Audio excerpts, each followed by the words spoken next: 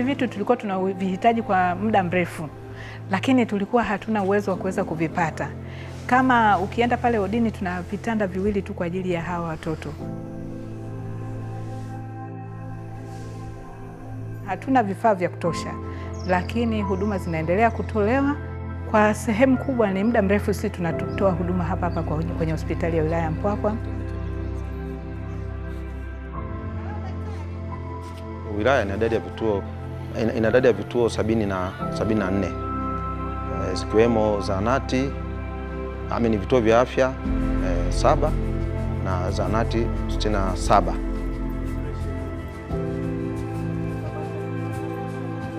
Huduma wako yani wana ushirikiano sana katika kuhudumia hawa watoto njiti, lakini changamoto tulionayo kubwa ni vifaa, vitendea kazi. Lakini tukipata vitendea kazi, huenda tunaweza tukafanya kazi ikawa nzuri zaidi, tukawahudumia hata hawa watoto labda wa uzito pungufu zaidi.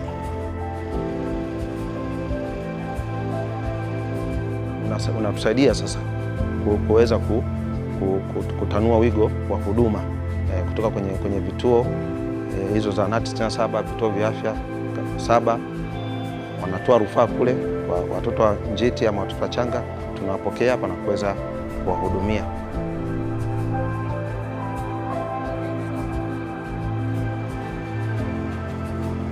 Na sisi kama wilaya huwa hatutoi rufaa, ila sisi tunapokea rufaa kutoka kwenye vituo vyetu vya wilaya ya Mpwapwa, lakini bahati nzuri huwa tunaweza kuwahudumia wale watoto na huwa wanaweza kusurvive.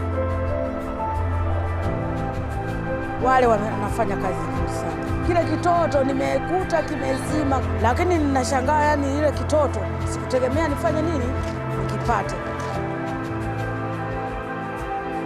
Tumefurahi sana kuwapokea wageni wetu taasisi ya Doris Molley Foundation kwa ushirikiano na taasisi hii ya Keep the Child Alive.